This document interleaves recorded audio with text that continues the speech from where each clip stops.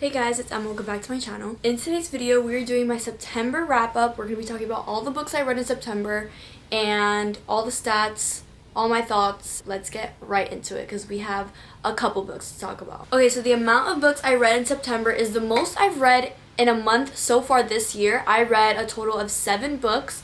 I read a total of 3,170 pages, and the average rating for the month was 3.64, so not the best. It is literally kind of in the middle. So I had some good books, had some not so good books, but we're going to talk about all of them right now. Also, I read 3 books off of my TBR, which is an accomplishment. I feel like I haven't read that many books off of TBR in a while. I don't know, I'm pretty proud of myself actually. But we're going to get right into it. So the first book I read on my Kindle. It was actually Daydream by Hannah Grace. This was a new release. It came out, I think, right in the beginning of the month or the end of August.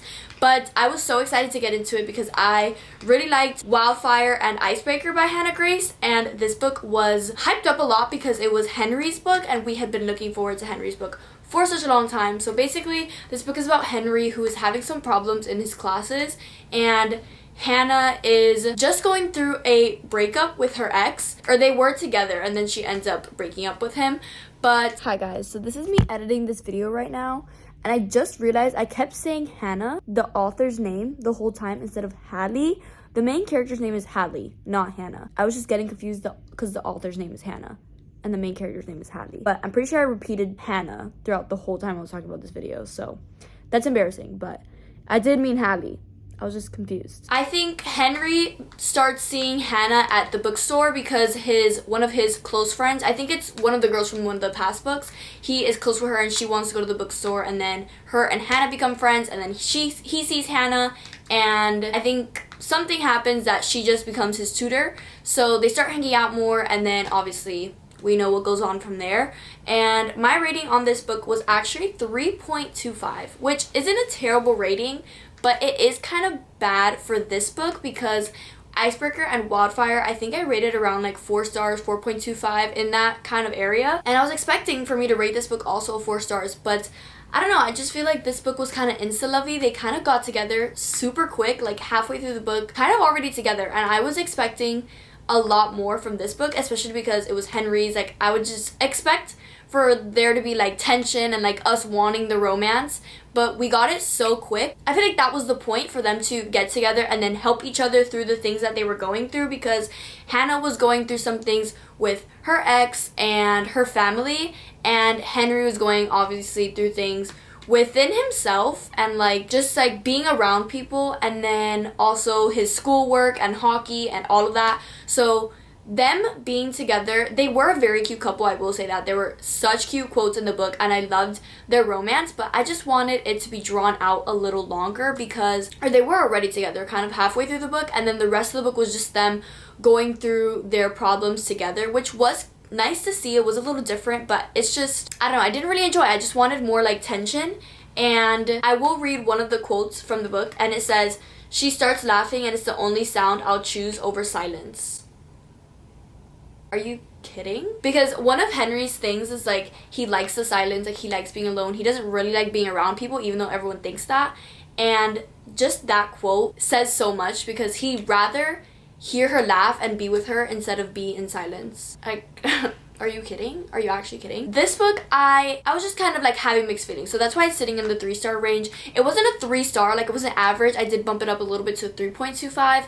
But I do see why people do love this book and the characters, because I did like the characters, I did like the romance. I just wish there was more tension. After this book, I read Hopeless by Elsie Silver. This was one of the books that was on my TBR and long awaited. I have been waiting to read this book. It's the last book in the Chestnut Spring series, and I'm so happy that I finally finished it because I love this series with my whole heart. No matter what I've rated all these books, it's a 5-star series to me. I love this world so much, and that's why I was so excited to get into the new Rose Hill series, which we're going to be talking about later on in here. Hopeless by Elsie Silver. So this is about Beau and Bailey. Beau is the brother that in the beginning of the book you kind of see he's the more like funny one. He keeps the family together, like he's kind of always making everyone laugh, but throughout the books you see him kind of lose that because he's in the military and something happens in the military. You see it in the, you know, the books in between. I speak for everyone that was waiting for his book. We have been waiting for his book for a long time. Even though this book came out last year, everyone was waiting for Beau's book to come out because he was just one of the more important brothers, and he was just like a mystery. Like we didn't know much about him. We would just hear from him here and there. So I was really excited to get into this book, but I ended up rating this book 4 stars, which isn't bad. And I feel like I rated it 4 stars because I have such a soft spot for this series and for the characters, and I did like the romance. But this was just another book where I just felt like they fell for each other so quick. So some background on this book. Bailey is a bartender at one of the bars. Her family has a really bad history. Her brothers are always getting into trouble. Her dad, also something with her dad, but they don't have a good rep. And no one really likes her. The only reason she's working at this bar is because the owners don't even know her, so they're like letting her work there. Other than that, she can't get a job anywhere. Beau's family is just like worried for him because he isn't the same. He isn't really talking as much as he used to, and he's not getting into any like relationships while his whole family is like happy and, you know, together.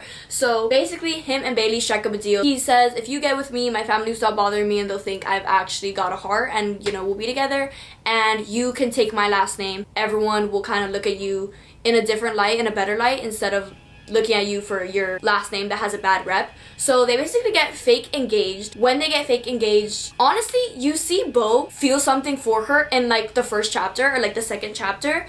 And Bailey, she kind of just always has seen Beau as like this handsome guy that everyone likes, but she never thought that he would like her. But then she starts to notice it, and again, this is another book where halfway through I feel like they were already kind of together, but at the same time, this book, it was more different than Daydream, because in Daydream I feel like they were just kind of together and they liked each other and that was it. They were together. But in this book, it's more complicated because they have this like fake deal going on, and they're like, well, we're not really together, like this is supposed to end, but do we really want it to end? So there's kind of that going on, and Bailey is trying to find a new job, so they have to stay together even if they get into like little arguments and all that. So that's kind of what's going on in this book. But like I said, I feel like I wish we knew Bailey in the other books, because I felt like it was just so random, this book and their romance.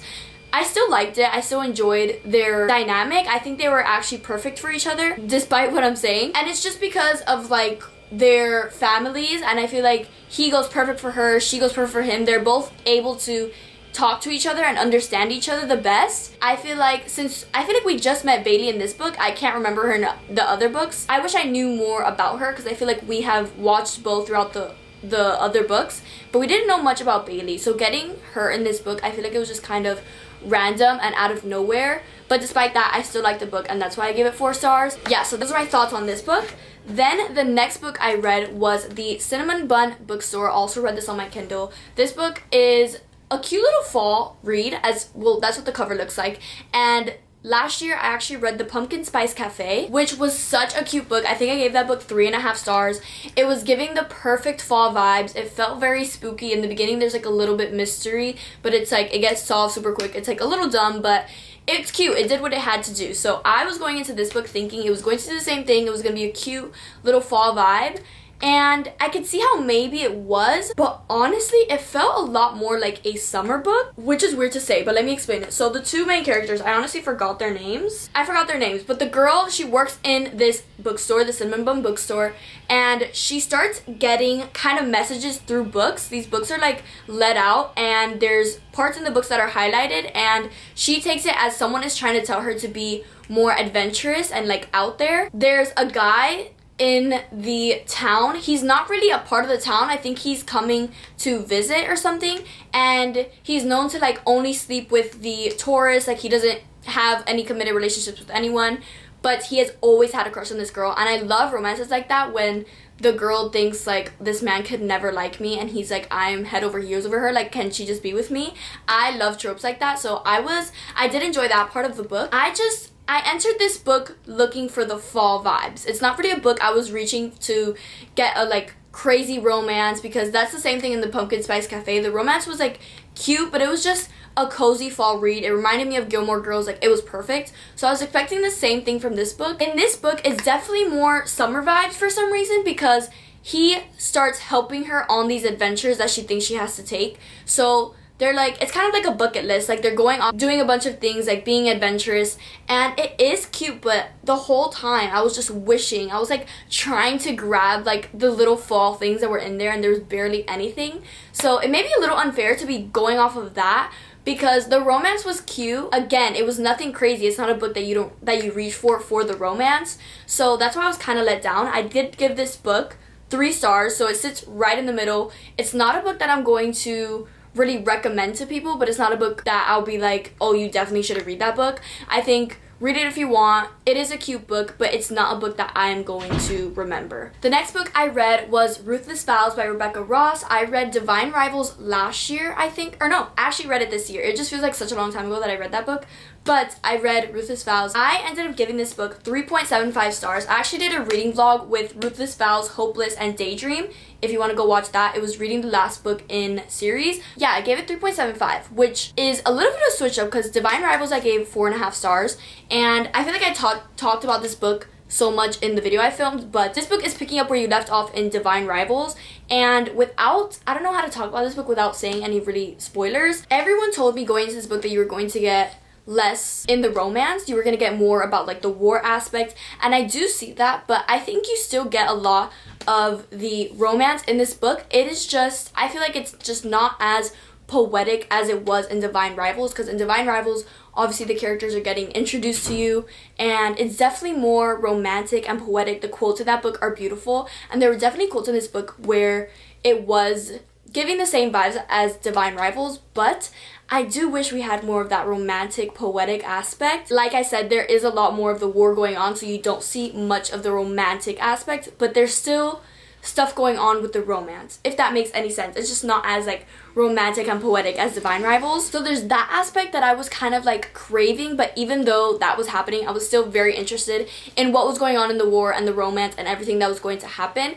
And also, this doesn't really go for or against the book.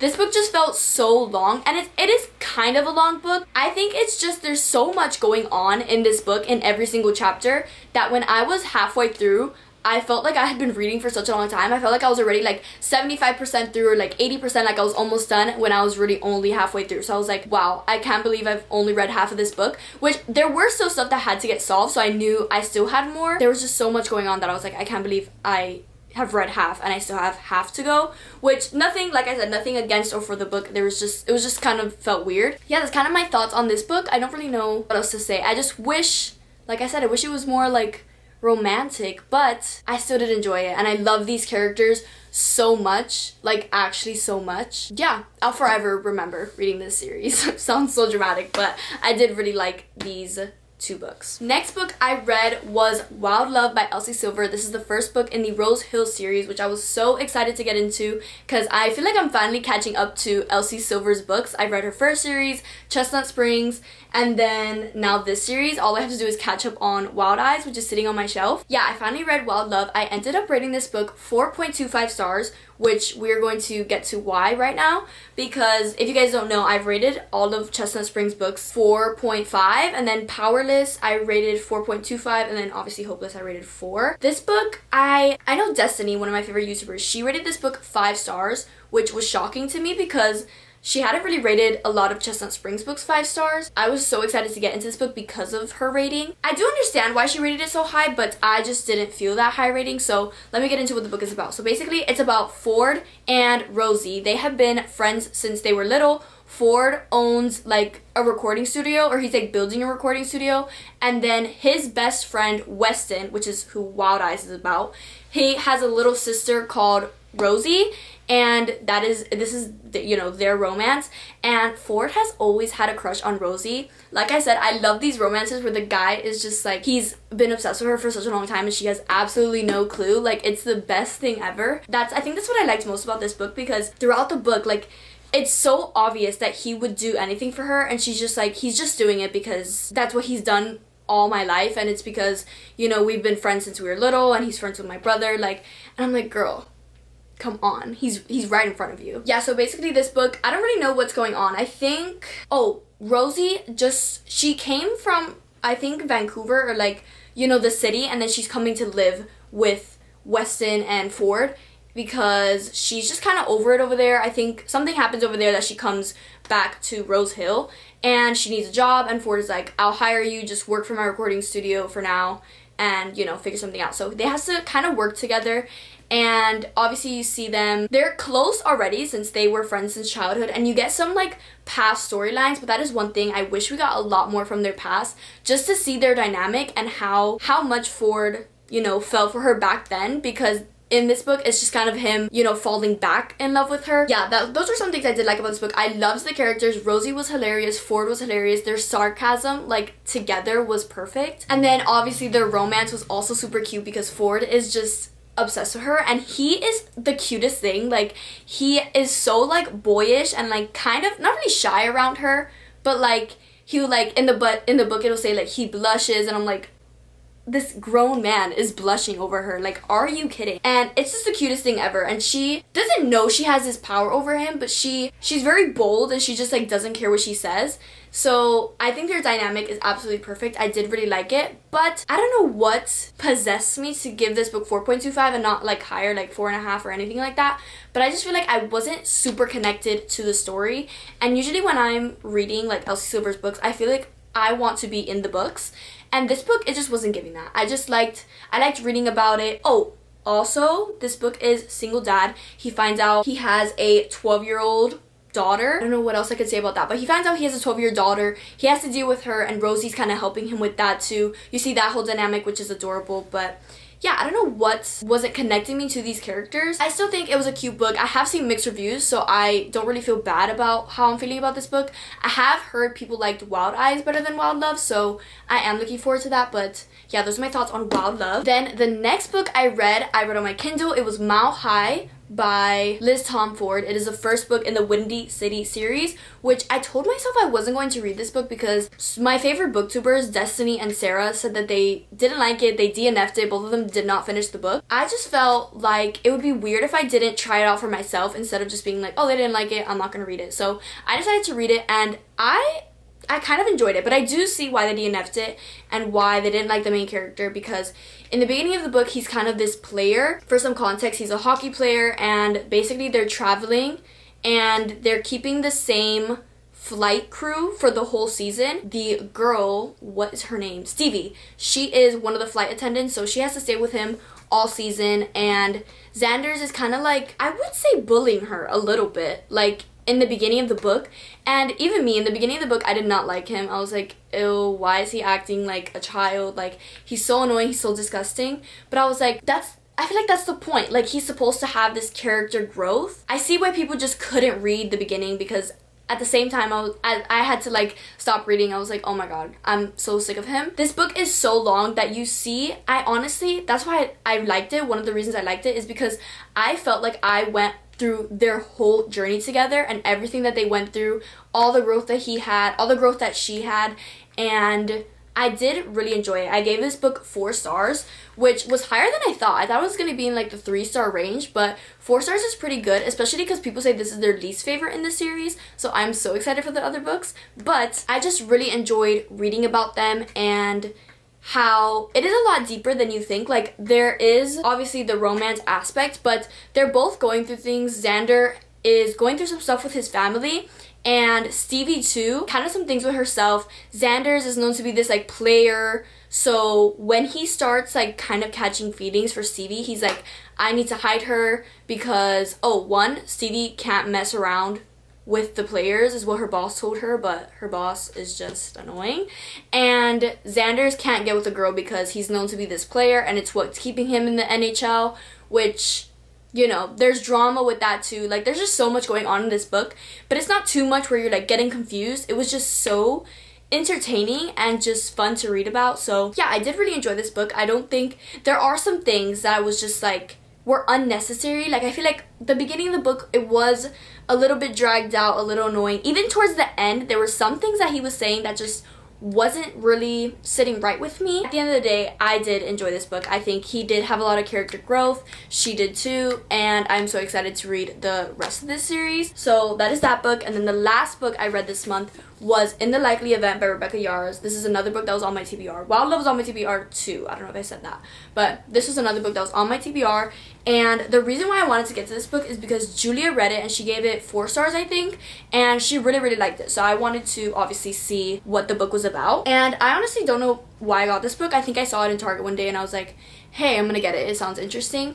And basically it's about Izzy and Nate. They board this plane and Izzy is like terrified of planes. Basically they connect on that plane ride and that plane ride actually crashes. This is not a spoiler, it's on the back. He basically saves her and then never see each other again until another time, and they just kind of keep like randomly meeting up or like running into each other. There's kind of that. So you see a lot of the past and then you see the present. So the past is them getting in the plane crash, and then the present is him going to war in Afghanistan, and Izzy is now working in politics. So she's like going there to kind of be like a reporter or like journalism, you know, all of that. Basically their romance is kind of second chance. In the back the whole point says, is it a second chance if you've never had a first? Because they never really got together. They just kind of, you know, they met on the plane, and then in the past you see them kind of seeing each other again and how they have this connection that they don't know how to explain, and they're like, it's fate, like the fact that we were on that plane crash together and like the connection we had. And so I ended up giving this book 3.25 stars. The reason why, I have a few reasons. So the whole war aspect of the book, it was, I wouldn't say it's a big part. It kind of was, like it kept getting mentioned, like just to get the setting, you know, structured and like so we know where they are. But I was so confused the whole time with the war aspect. I was like, I don't know what's happening, where you guys are, what you guys are doing. I was confused. So that was kind of one thing. Another thing is, since this goes from past to present, I thought maybe we'd get like a few chapters in the present, then like one from the past, and then a few in the present. No, it was back and forth every chapter, past and present, which I felt was so annoying. It just felt like I was getting whiplash. Like I wasn't confused, like I knew if it was past or present, but I was just like wishing to stay in one timeline for just a few seconds before we got to the next one. So that was kind of annoying. And then also when you read about the present, it would spoil something. Like they'd be like, oh, remember when we did this? And I was like, we literally haven't even read about that yet. And then the next chapter would be the past reading about it, which I feel like I've read books where it does the opposite, where in the past it'll say something and then the next chapter is the present and then they talk about it. So I was just like, whoa, like when does that ever happen? And then about the romance, I did enjoy it. I feel like Nate, it is so clear that Nate would do anything for her, but not that I think it's weird because they've never been together. I just feel like they were trauma bonded, and that's what this whole book is about, which I wouldn't say is toxic. They don't come off as toxic, but the idea of them being trauma bonded is toxic, because I feel like you guys just want to be with each other because he saved your life and you guys went through a plane crash together, and then, you know, that's it. Which they do have like some things in common, and like I could see why they have the romance, but at the same time I feel like they're just trauma bonded, and that's why they wanted to kind of stay together. I don't think it's a book I would recommend to people. It isn't a book I would say to not read. I would kind of like warn them like, hey, I didn't really enjoy this book too much. I could see why other people enjoy it. Like I could see why Julia liked this book so much, because you can tell how much Nate cares about her, and obviously when a guy feels like that about a girl, and like reading about it, it is just so powerful. Like you feel it through the book, and I definitely did feel how much he cared about her and how much she cared about him, honestly. So that's why it's kind of like 3.25. I don't know, I feel like I just wasn't super connected to this book. And those are all the books I read in September. This was kind of a long video. I just feel like I love talking too much about the books I read. It just always happens. But I am so proud of myself. I'm not gonna push myself to read 7 books next month. That would be great, but I just don't want to push myself to read, because then that's when I start kind of getting in like a reading slump. But in the next month, I definitely want to read more like fantasy books, maybe some romance, but definitely I think more fantasy. And I have a few reading vlogs coming up, so stay tuned for those. I'm really excited. Yeah, that is my wrap up for September. I really hope you guys enjoyed. Make sure to give this video a like, subscribe, because we are almost at 3,000 subscribers. I think we have a little bit more than 10 subscribers left, which is crazy, so keep subscribing. I'm so excited to get there, but turn on your post notifications so you know when I post my next video, and I'll see you guys in the next one. Bye!